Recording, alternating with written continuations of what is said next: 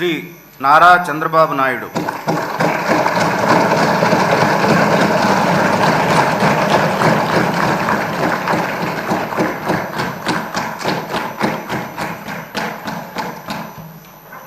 నారా చంద్రబాబు నాయుడు అనే నేను శాసనసభ సభ్యునిగా ఎన్నిక అయినందున శాసనం ద్వారా నిర్మితమైన భారత రాజ్యాంగం పట్ల నిజమైన విశ్వాసం, విధేయత చూపుతానని, భారతదేశ సార్వభౌమాధికారాన్ని, సమగ్రతను కాపాడుతానని, నేను స్వీకరించబోయే కర్తవ్యాన్ని శ్రద్ధాశక్తులతో నిర్వహిస్తానని దైవ సాక్షిగా ప్రమాణం చేస్తున్నాను.